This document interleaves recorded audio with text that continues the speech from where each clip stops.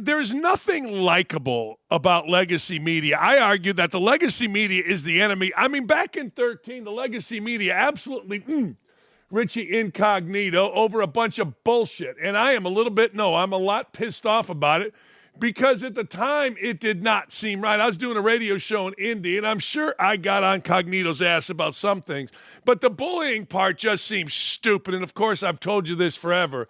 Going back, a white dude in the NFL being accused of something by a black dude in the NFL is always going to come back on the white dude. Hey, nobody's a victim here except Richie Incognito.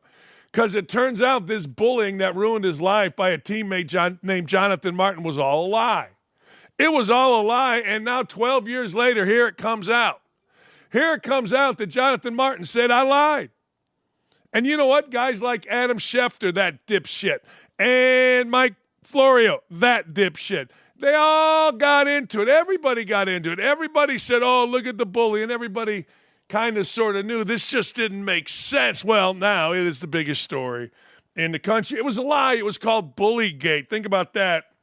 Listen to this. This is what happened to Richie Incognito, who is not an innocent bystander. He's got a lot of shit that he's been involved in. But look, the dude didn't do what they said he did, and they tried to, and in fact, in many ways did ruin his life. I'm going to go through it. Richie Incognito was suspended for the remainder of the 2023 NFL season. It is revealed that this is another media-driven hoax. As the accuser himself, Jonathan Martin, former Stanford and Miami Dolphin player, is now claiming that he lied about the bullying, which, by the way, if you're too young for this, it swept the nation in 2013. All this bullying crap that Incognito supposedly did. Fox Sports reported at the time that Incognito allegedly harassed fellow offensive lineman Jonathan Martin in a way that went far beyond typical rookie hazing. The allegations include claims that Incognito made racial slurs towards Martin and even threatened his family. This led to Incognito being suspended for most of the 2013 season. No team signed him in 2014. In a recent interview with ESPN, Martin admitted he fabricated the bullying scandal. Let me say that again. He fabricated the bullying scandal. I never believed for a second I was being bullied, Martin told ESPN. Well, every dipshit reporter, even little scrappy Adam Schefter, all 2 feet tall, all full of shit at 2 feet tall. Man, he was one of the biggest perpetrators. He couldn't stop with the story. And Incognito wasn't messing around, man. Incognito went right back at Schefter. Schefter, you're going to see it right here, said, notable exception, you tried to ruin my life over this bullshit, Adam Schefter. Jason Peters said, hopefully you got an apology at the very least. F an apology. I'm going to expose them all. Been waiting a long time for the truth to come out. Well, he's really not going to expose anything. I mean, the media is going to gather around each other and protect each other, except, of course, here on OutKick. He couldn't cut it in the NFL, Incognito said about Martin, so he quit, and his mom blamed me. Legacy media pushed this narrative long and far. Too bad it was all a lie. They lied to protect his money. He quit. The team had every right to claw back that money. His mom started the bullying narrative with ESPN, Adam Schefter, so that the Dolphins wouldn't go after his signing bonus. How about that? I've told you all along Schefter's a bad guy. I've told you all along. Schefter is full of shit. Always. Doyle, full of shit. All these people that write, there's always a backstory. There's always. If you work for someone like OutKick, you don't have to worry about the backstory because you can just worry about telling the truth. If you work for Gannett, USA Today, or ESPN, you always got to couch the story. We'll get into Stephen A. Smith all of a sudden being the great protector of women's rights. When? Now. Why? Because ESPN made it okay.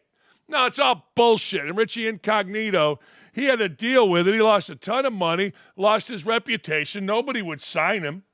So here's the Miami Herald exposing the Bullygate lie. Okay, Miami Herald, where were you before Jonathan Martin lied because it was easier than telling the truth? No, he didn't. He lied because he wanted to, well, frankly, keep his money. That's as simple as it. The biggest issue, problem, gripe, frustration I have about Martin's secret recent admission to ESPN is that he lied about being bullied by his Miami Dolphins teammate Incognito in a saga that infamously became known as Bullygate and led to a 144-page report done by an independent investigator, is that lives were ruined in the process. Well, no shit. That's what these clowns do.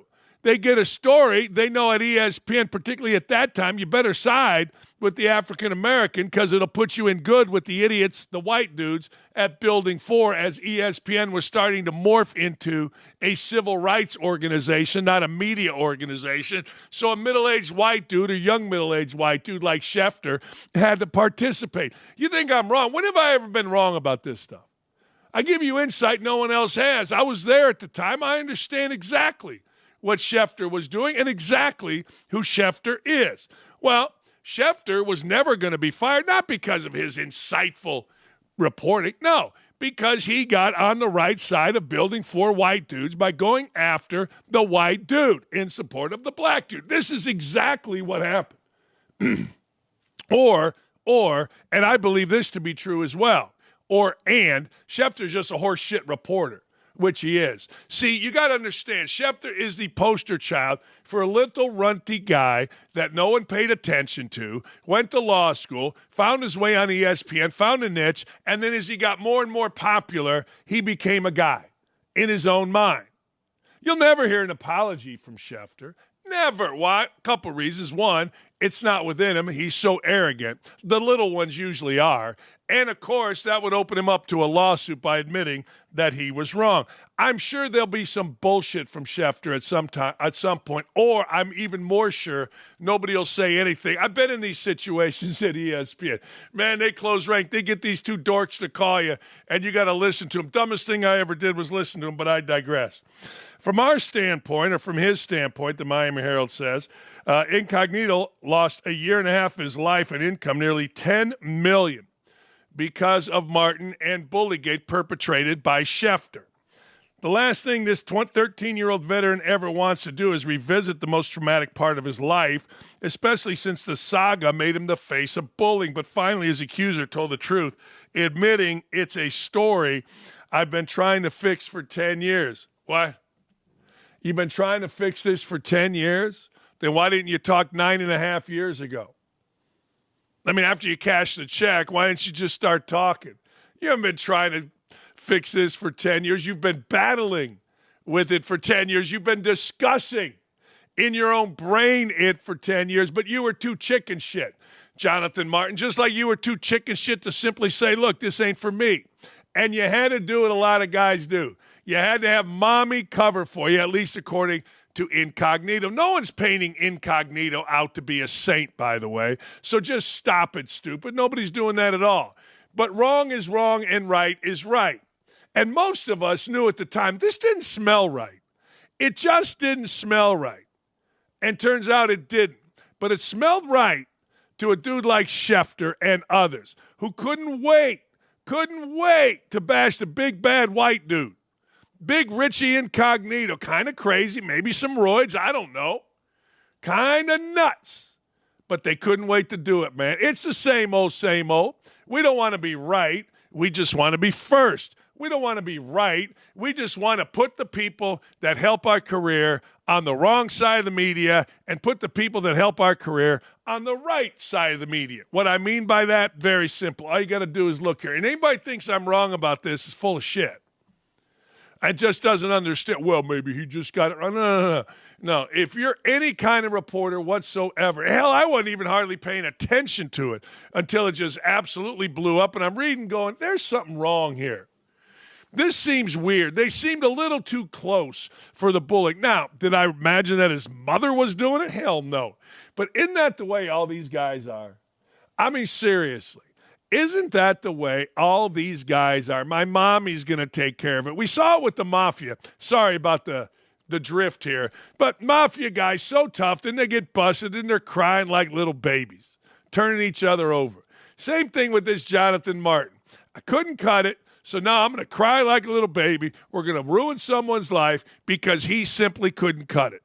But now 10 years later, I guarantee you there will be people painting him as a victim. There will be people painting him as a martyr. Martyr my ass. You deliberately ruined a I don't know if I would call him a friend, certainly a teammate's life. You and your damn mommy. Suck it. All of you. From Florio to frickin' Schefter to Martin. Suck it. I hope, and I don't see how it's possible, I hope Richie Incognito sues the brakes off you. All of you. I think I'm getting bullied in this picture. Hard to tell. There you go. There's Martin in the middle. Incognito on the right. Yeah. It's all bullshit. No, it just is. All right. Rumors been circulating. This is the dumbest story ever. This is just stupid. Rumors circulating about Stephen A. Smith. Now, I'm not going to be one of those fools that say Stephen A. Smith can never be president. Didn't we see enough of those fools that said Donald Trump will never be president? Didn't we see enough of those smug George Clooney, Nancy Pelosi et al.? No, he'll never be president. Oh, okay. I'll never say never in the modern world that we live in. But Stephen A. Smith is trying real hard to get out of the umbrella of ESPN while staying in the umbrella of ESPN and making a ton of money and breaking literally every single rule ESPN has. And he can get away with it. Stephen A. Smith, African-American, call you racist. Calls you racist, you got a problem. That's all this is. But now Stephen A. Smith is talking about running for president in 2028. And while there doesn't seem to be any legitimacy to the whispers, the ESPN star has continually been asked about his political aspirations and opinions. This time, the coward, and this is a cowardly move, offered his opinion on transgender athletes in women's sports. Now, understand something. Like every little chicken shit opinion guy at ESPN, Stephen A. Smith didn't say shit. Not a word. Not a single word. Before the last few weeks, when Trump got in office. And next thing you know, he said, hey, man, women are playing against women, men are playing against men. And that opened the door. See, Stephen A. Smith reads the room. He's a grifter of the Al Sharpton kind. He's a guy that will see the opening and slither in. He didn't say nothing about Sage Steele. He didn't say nothing, not a damn thing, not one thing about transgender girls and how wrong it was that regular girls like Riley Gaines had to participate against transgender Leah Thomas and other boys masquerading as girls. He didn't say a word about it. Not one word. Oh, wait a second. Now Stephen A. Smith comes out and talks. Now Stephen A. Smith's all about it, baby. Yeah, you know. Trying to act angry. Oh, fuck off. Jesus, what a sissy. Anyway, I'm a centrist by nature, Smith says. Yeah. I don't believe in operating on the fringes. Sure you do. Yeah, you did. You were outside the fringes when it came to boys dressing up as girls, going in locker rooms with Riley Gaines and her other opponents at the NCAA swimming finals. You were nowhere to be seen when the fight was being fought. Then all of a sudden, the fight was won by Riley Gaines and real women. And here you are, posturing, posing, acting like Stephen A. Smith, full of shit. I don't like MAGA, right? And I don't like the woke culture on the left. I'm a centrist, he told Bloomberg ahead of the Super Bowl in an interview uploaded February 15. LGBTQ rights and all that stuff, I'm in full support of that. Here's where he's a coward, complete coward. But when transgender athlete, men are transitioning to women and they're competing in women's sports, that's a different animal to me. Bullshit. You said nothing. Zero. Zip. When the fight was ongoing. Only now, you coward, are you talking about it. That's just not about LGBTQ rights. That's about preying on the rights of females out there everywhere who were born female and they're at a decided disadvantage. Where were you a month ago? Where were you 2 years ago? Where were you? You're a coward. I mean, look, honest to God, this is not the first time Smith called out men and women's sports. Yeah, it is. Yeah, no, it really is. I mean, in January, great. I mean, he saw the lay of the land. Where was he 3 Januaries ago? In January, Smith criticized AOC following her rant about Trump's authoritarian administration rooted in fascism. Okay. Wait, I thought we were Nazis. I never know. While we're watching Trump, we already know what the left has done, which is why people are tired of hearing this kind of rhetoric from AOC. So the left hasn't engaged in bullying taxes. Woke culture doesn't exist where people had to make sure they echoed the right pronouns to keep their job security. Where one challenge to transgender issues meant being labeled transphobic. Well, that's why you didn't do it. That's why you didn't do it. You're just giving the reasons why you were too chicken shit. Now, this is in January. Big deal. Everybody knew the lay of the land in January. Transgender issues don't make up 1% of the population. Black people make up nearly 40%. And for years, it seemed like those issues took precedence over issues impacting black communities. That is the truth. Right, but where were you? Right. It's okay to come out now, right? It's okay. This is the stuff I can't stand. The posturing. The nonsense. I mean, I didn't hear him 2 years ago. I didn't hear him stand up for his colleague, Sage Steele. Now, all of a sudden, he's a conservative? No, he's a centrist. That's perfect. That's perfect for Stephen A. Smith. Just say you're a centrist, and that covers your ass both ways. That is perfect. Stephen A. Smith may be the perfect politician for 20 years ago. But now I think people want some action. People want some stuff.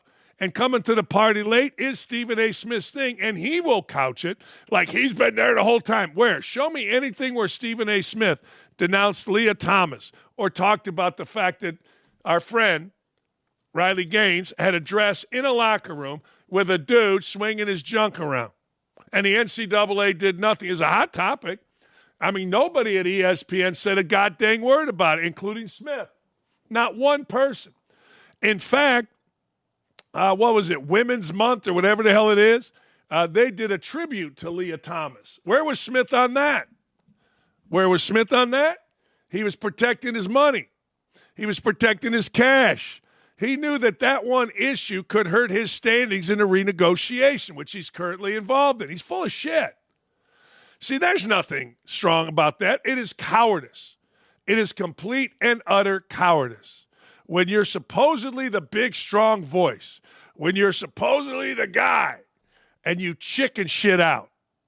We've all seen it on playgrounds. The big old bully, when he gets confronted, backs away. Smith was confronted. He backed away. Now, the little weaker gave in. Now, the door is open, and Smith can talk. He's a coward. He's always been a coward, a fraud, will continue to be a coward and a fraud. Hey, speaking of cowards and frauds, woke Ryan Clark still seems to be upset. You'll be all right, Ryan. Get yourself a video crew, get on tape, go by a river and cry. And everything will be okay, Ryan. The NFL, mad that Josh Allen won the NFL MVP, claiming people don't give Jalen Hurts credit for his accomplishments and often draw back to the perception of him that he can't throw the football. I mean, if you didn't have this, then tell us how he can throw the football. What has he done? What are they doing offensively under Nick Sirianni that has given him the ability to be an accurate passer? Quit bitching about the same stuff. Seriously. If you didn't have the same shit to bitch about, what would you wouldn't have anything to talk about. You can't apparently break down football or why. You just simply say, it's not fair, I don't like it, it's a mean white guy. That's all it is. Jalen Hurts came in the league with a perception you can't throw the football. That's the reason you're a second-round pick. That's the reason why you're a second-round pick. That's the reason Tua had to replace you in national championship games. So anytime he's not throwing or the passing game doesn't look like what people want it to look, they draw back to that perception they had of him. Well, no kidding. Really? I mean, if it was an honest perception and it was true, of course you draw back. All right, let's see. Where's no one? Think about the division round. A.J. Brown drops a touchdown. A.J. Brown dots a dig. Devontae Smith gets an unnecessary roughness. Those are plays that are about net 80 yards. Change the game. Everyone's on Jalen. Passing game needs to be better. But by my recollection, he had a 45-yard rushing touchdown. They won the game by running the football. Yet on the other side of the division, Josh Allen wins the MVP, and everyone praised him for beating Baltimore. And he threw for 126 yards. These guys are so fucking stupid. Okay. Sorry the white dude won, man, but there's a little bit more to it than just beating Baltimore in the playoffs and throwing for 126 yards in the snow. I mean, a little more to it, but I get it. These morons have to couch things, and people listen. Look, the best Ryan Clark is when Ryan Clark's crying.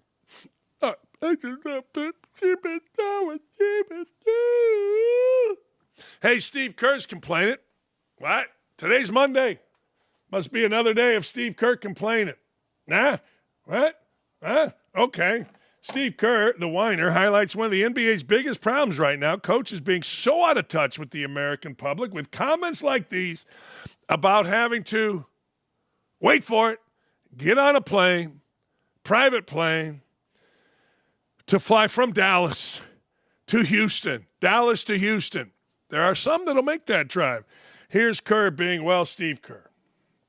A fatiguing game, late tip, you're flying tonight. I mean, can you go with all your veterans tomorrow? I don't know. We'll talk to Rick after. So it's a tough back-to-back, and that's why that's what makes this loss even more frustrating. Is that we got to get into Houston at 3:00, whatever it is, because the NBA and its infinite wisdom makes us play an 8:45 game, and they clearly don't care about rest or player health. It's just ratings and all that stuff. So I get it. So everyone's got to do it. The whole league's got to do it. So it is what it is. We got to strap it up, get ready for it. All right. Damn. I mean, all for $30 million. Huh. Boy, I tell you what, Steve, I'm going to sit like Steve. Boy, Steve, I feel for you, man. I mean, hey, that's a bitch. I mean, when you got to get to the airport, not go through security, drive right up to the tarmac, walk right up on the plane, sit in a seat that is, more than first class, for me to about the window over there, which is about 10 yards. It's hard, man. And then you got to play a 48-minute basketball game. My God. No, I don't know how you do it. It's amazing. It's amazing. It's really stunning, particularly when you're going to shoot 372 jump shots. I mean, it's hard. Steve, by the way, Steph Curry played 37 minutes. 37 whole minutes. If you really watch an NBA player, watch how much in that 37 minutes he actually goes hard. He actually sprints. You won't see much. Played 37 minutes of a 48-long game with an hour-long flight. He might not be able to play the next night. Really?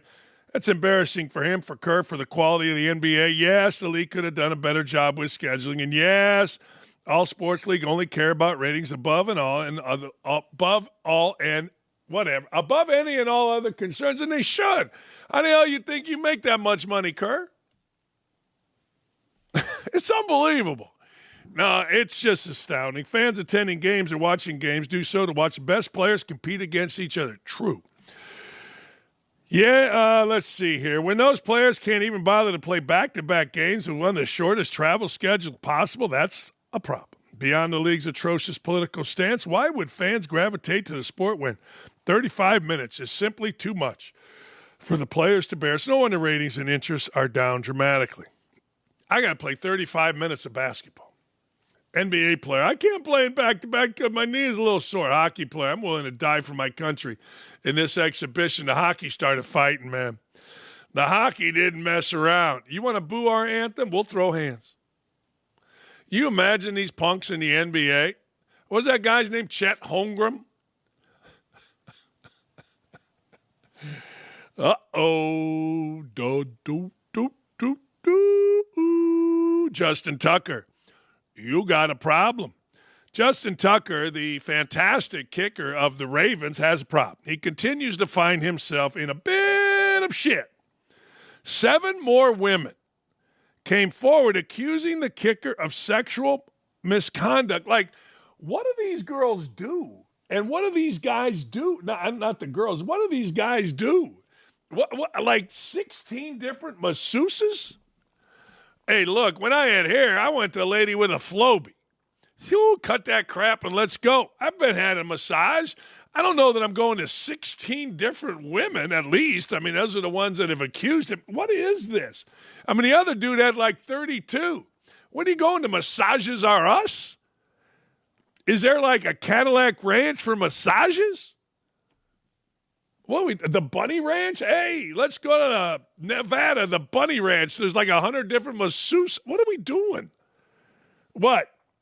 This increases the total number to 16 therapists from 8 spas to make allegations of inappropriate behavior by Tucker. All these incidents apparently occurred during the sessions from 12 to 16, which were Tucker's first 5 seasons in the NFL. Now, why are they just coming out now?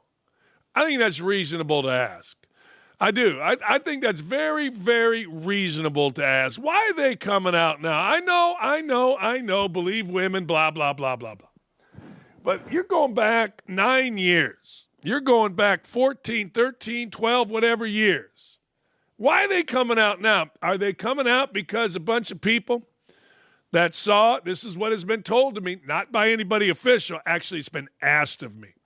A friend of mine asked me this question. It made me think, did they see a bunch of settlements in the Deshaun Watson case? And now, wait a second, I'm a masseuse. Nobody's going to be able to dispute. It was in a room. It was a locked door. Only us, no cameras. I don't care if you get mad at me. And don't tell me about all women all the time must be believed. No, the evidence must be believed. There's my beautiful sister, Mary Jacqueline Dakich never mind, my sister.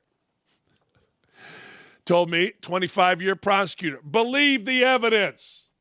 I don't know. But do these guys just go to a million different women? I mean, how many women didn't he handle? Jeez. 16, all the incidents from 12 to 16, which were Tucker's first 5 years. Last week, Tucker's lawyers provided a sworn declaration from the owner of Baltimore Spa and Salon, saying she never received complaints about him or suspected he engaged in any misconduct. Therapists from the spa told the Banner they did not report his behavior to supervisors because they feared they would lose their job. Yeah, I'm not buying it. I'm sorry. I mean, hey, the first time it came out with Watson, all right, whatever. But I'm not going to sit here and 1,000% buy it. We've seen women lie and lie and lie. I mean, hey, not saying he did, not saying he didn't. I'm not buying it until I see the evidence. I mean, there's got to be some evidence. I'm not taking anybody at their word in this day and age, particularly on the heels of a bunch of other people for the same alleged civil offense or crime, whatever you want to call it, get paid millions. Nuh-uh. I ain't buying it. Not yet. I'll buy it when I see the evidence. That just makes sense. You all buy it. We just saw it. First story, Richie Incognito. Everybody bought it. Everybody bought it. Turned out to be a lie. Huh. How many times has that happened? Huh. Hey, Cam Newton, he ain't backing down, man. He's not backing down from his team full of losers comment on the 2-14 Carolina Panthers that he joined. After being the first pick of the draft, he did piss off Captain Crazy, Stephen Smith Sr., who seems like a bad guy to piss off, at least if you got to see him face to face. Looks like Steve Smith Sr. ready to whoop that ass. Anyway, when did we become so sensitive? Newton said, when? Look at you. When? What are you talking about? About 10 years ago? 15 years ago? Where you been, son? When did we become so sensitive to really speaking what the reality is? Are you crazy? About 10, 15 years ago. Hell, I had a woman say that I debased her. And she got it written in the Indy Star because I wouldn't go swimming with her in a pool as a married man. I guess the word was go at it. What do you mean? When did we become so sensitive? Because I said bitch, whining, and moaning. I've been saying bitch, whining, and moaning since I was a kid. When did we become so sensitive? About 15 years ago. Are you crazy? Locker room full of losers, aggressive, but it's true. I'm not specifically talking about those guys. Yeah, you are. I'm talking about the culture that was there prior to me coming into the locker room, and it was a loser's mentality. Is it me saying that, oh, when I came, I made everything better? No, I never said that. What I said was if you're getting drafted number one, you're going to a bad football team. That's facts, and that's the point I was trying to tell Travis Hunter. You see what I'm saying? For me, everybody is so taken aback, like, oh, Cam said this. Bro, it's the truth. It's the truth. Well, don't couch it. You called them a team full of losers. If that is what you meant right there, then why didn't you say that? I get it all the time. I get it all the time on Twitter. I get it all the time on Facebook. People act like jackasses, and then I say, well, that doesn't seem very nice. And then they explain. I go, why don't you just say that in the first place? Seriously, why didn't you just, say that in the first place? We're going to talk to Seth Greenberg coming up, good friend of Tom Izzo, but I would like to share my heartfelt congratulations to Tom Izzo on passing the great Bob Knight's all-time record in NCAA Big Ten men's basketball. I remember the first game Tom Izzo won. It was against us. I was at IU as an assistant. We played him at home another time, and we were up 1 million. I think it was a year. I don't know. I left there in 89. Mateen Cleaves might have been a freshman. In fact, I think he was. And we got up 1,000 at half. Man, we hung on for dear life because that plane, woo, shoo. And I'm like, whoa, wait a second. Tom Izzo has been a standard. Tom Izzo has taken a lot of shots from ESPN and others. Tom Izzo and I famously had a tete-a-tete. But you know what? Like adult men with the great American penis, I MF'd him, he MF'd me, and we moved it along. Texted him last night. He texts back. Got a nice long text before they played Indiana. No, I'm just telling you. Tom Izzo breaking that record is a really good thing. Look, I'm an Indiana player. I'd like to see my coach have records. That's great, but I honestly don't care. It's 50 years ago I played there. What do I care? People get all bent out of shape. People in Indiana get all bent out of shape. He coached more conference games. He had another year to do. I don't care what he had. There's a record. There's a conference. He broke the record. Good for him. Good for Michigan State. Good for the culture of Michigan State. It's fantastic. Michigan, Ohio State doesn't have the same cachet in basketball. It really doesn't. Michigan and Ohio State, two schools that my son played at, it's hard to get crowds. I was watching the Michigan-Ohio State game yesterday on Sunday, and, man, it hit me. Wow. There's not much juice in the building. Now, Michigan did a good job. They were up for most of the game, but Ohio State played pretty well. In fact, 2-point game, Ohio State, Bruce Thornton kind of yacked up made a nice move in the lane, had a shot from about me to the camera and kind of pulled the string on it, actually shot an air ball on it, and Ohio State ended up losing, and Michigan ended up winning. I told you, I know I told my indie show, few weeks ago, bet Michigan to win the Big Ten. I looked at their schedule. Their schedule is easier. Purdue seems to have imploded. Purdue got their ass beat. 72% is what Wisconsin shot in the second half at Mackey Arena. That just don't happen. I'll tell you this. I know we're all looking for sleepers in the NCAA tournament. Wisconsin, you got to have them in the conversation. I'll tell you why. They score. I've always said this about the NCAA tournament. If you're going to play in the 50s, low 60s, then you can get beat by everybody. Seriously. I mean, there's an occasional game where if you score 80s or 90s, you get beat. I get that. But most teams that are in the NCAA tournament can score in the 50s and 60s.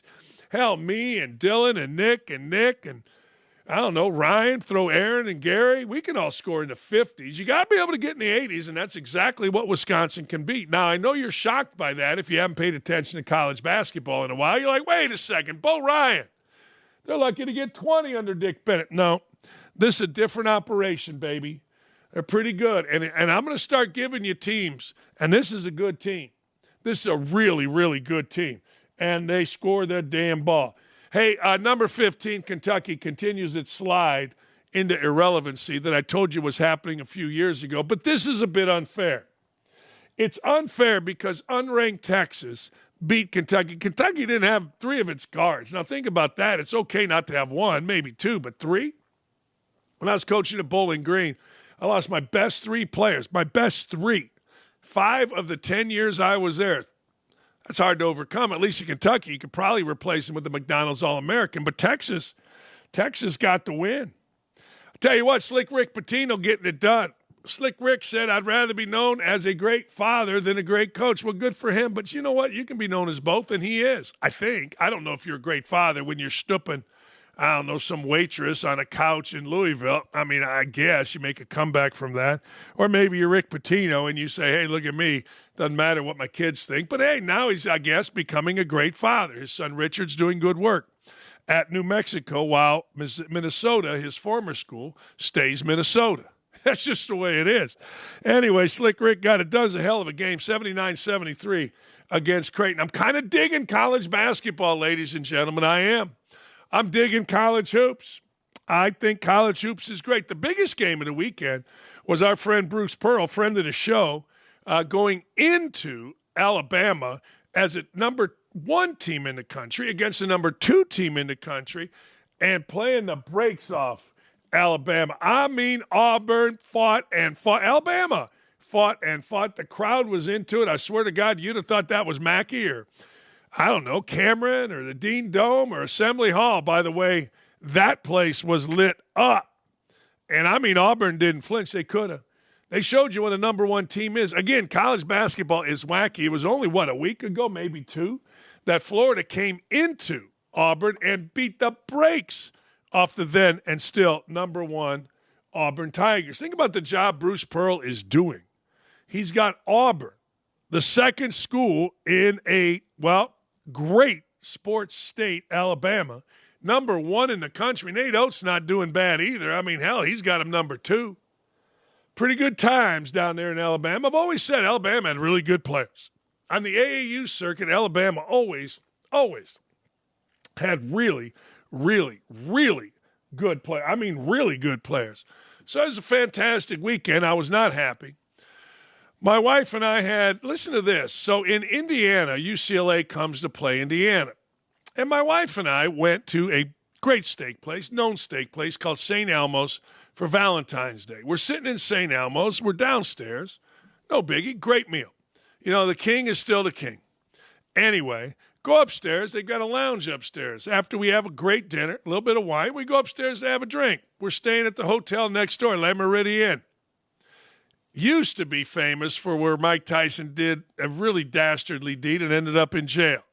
They changed the name, and now it's Le Meridien. Anyway, my point, Indiana is playing UCLA. I mean, damn, that's 2 pretty big brands. And right on Meridian Street, kind of the main street right through Indy, I look up, and they've got, like, the All-Star Game something on the TVs. I'm like, that's weird. I look across the street, and it's called Tom's Watch Party or Tom's Watch Place. Must have 50 TVs. I mean, it's a cool spot. And if you're coming to Indianapolis for the regional, you're going to like Tom's Watch Place. You really are. Not one TV on Indiana, UCLA. Not one. Weird. Anyway, people were watching on their phones, but we're all like, not one person. What? Anyway, walk next door because we're staying at La Meridien. Walk into the bar there just to check. Nothing. Some all-star game stuff. What are we doing, Indiana? What are we doing, the great state of Indiana? I got 4 coaches for you to hire. You either hire me, Alford, Ben McCullum, or Bruce Pearl. That's it. You don't have to worry anymore. Hey, speaking of that, before we go to break, here's a daily reminder. Make sure you like, comment, or subscribe on the YouTube channel here, our YouTube channel, the OutKick YouTube channel, so you don't miss any of the action all day long. Charlie starts it off. Hot Mike, Ricky, Cobb, Clay Travis, and me. Let's do it. Seth Greenberg next.